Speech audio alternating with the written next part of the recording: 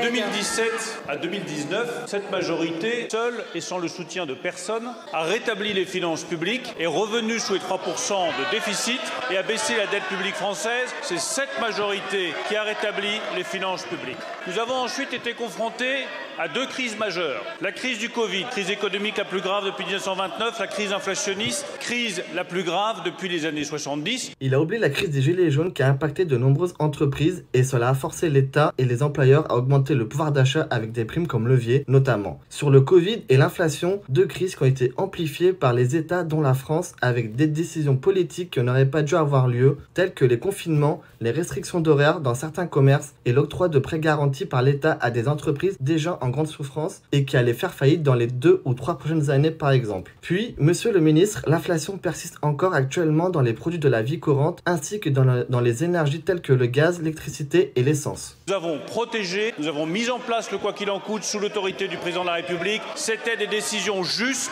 c'était des décisions nécessaires, c'était des décisions protectrices, c'était des décisions qui ont sauvé des entreprises, des salariés et l'économie française. Maintenant que nous revenons à la normale, j'appelle à la prise de conscience collective. Nous devons réduire nos déficits, nous devons couper dans un certain nombre de dépenses et nous devons revenir sous les 3% de déficit public en 2027 et à l'équilibre de nos finances publiques d'ici une dizaine d'années. J'appelle donc toutes les forces politiques, de la majorité comme de l'opposition, à venir me retrouver avec Thomas Cazenave, le ministre des Comptes publics, au ministère de l'Économie et des Finances, pour que nous examinions ensemble les économies possibles et nécessaires. Faites-moi des propositions d'économie, arrêtez de me faire des propositions de dépenses supplémentaires.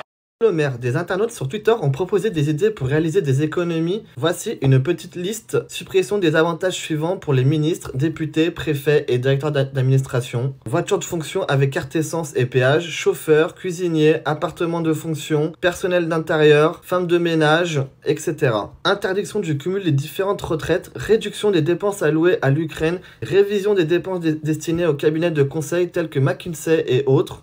En somme, la liste est longue, n'hésitez pas à la compléter en commentant sous cette vidéo. Ce slogan « Je dépense, donc je suis » qui est trop répandu dans la classe politique française doit être remplacé par celui « J'économise, donc je suis et donc je protège ».